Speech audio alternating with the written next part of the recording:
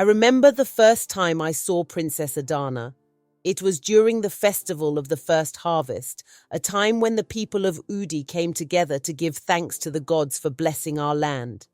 The drummers played their rhythms, children ran between the legs of traders selling roasted yams and groundnut cakes, and the village elders sat in a circle telling stories of our ancestors. But no one was paying attention to the elders. That day, all eyes were on her, the princess who did not look like a princess. Adana stood taller than most men in the village. Her shoulders were broad, her arms thick with muscle, and when she walked, she moved with the strength of a warrior. She was not delicate like her sister Amara, who carried herself with the grace of a river bird. Amara was the one people admired, the one they whispered about with longing. Adana, they feared her. She is not a woman, I heard someone murmur behind me. She is cursed, another voice whispered. I saw her jaw tighten, but she did not turn. She only walked forward, her chin high, as if their words were dust in the wind, but I knew they were not. Words have a way of settling in the soul, of growing roots. Even though she was the eldest daughter of King of Farmer, and by law the rightful heir to the throne, people doubted her. The law said she must marry before she could rule. But which man would take a wife who could crush him with her bare hands? The whispers soon turned into rebellion. The chiefs gathered in the council hut, their faces twisted with worry. The people will not follow her, they said. She is too different, they said. She must marry, or she must step aside. I was there when Amara entered the chamber, her voice as sweet as honey, but her words sharp as a blade. Father, she said, Udi needs a queen the people can love. Adana will never find a husband. King of Farmer's face darkened. She is strong, wise, and has been trained to lead, he said. That is what matters. But father, Amara continued, placing a delicate hand on his arm, if the people do not trust her, how can she rule? I saw the pain in the king's eyes. He loved Adana, but even he could not deny what was happening. And so, messengers were sent to distant lands, calling for suitors to come and claim the hand of the future queen. They came, princes, warriors, noblemen. They came with golden rings and fine silks, but when they saw her, their smiles faltered. They excused themselves. They found reasons to leave. One man even said, she could break me in two. And so, one by one, they left. And I saw it.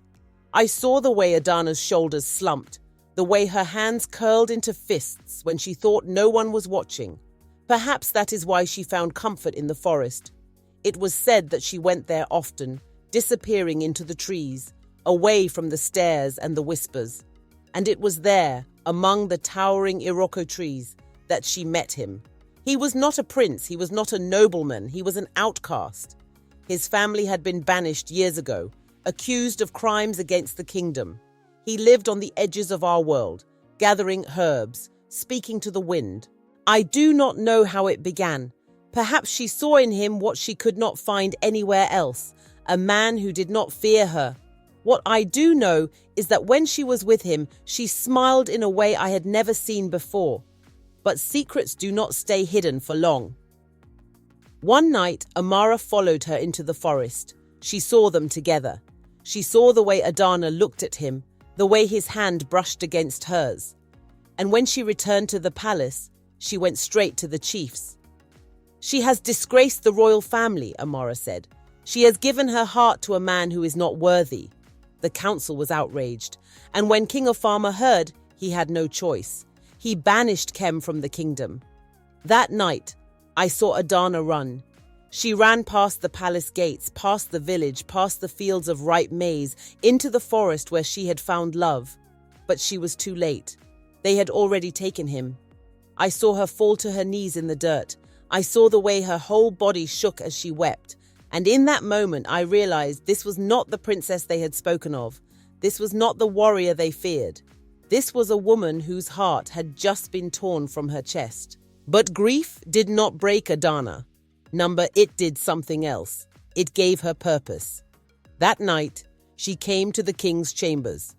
Father, she said, I need to find the man who saved me when I was a child. King Ofama looked at her with weary eyes. Why? Because I need to understand what he did to me. The king sighed. He left long ago.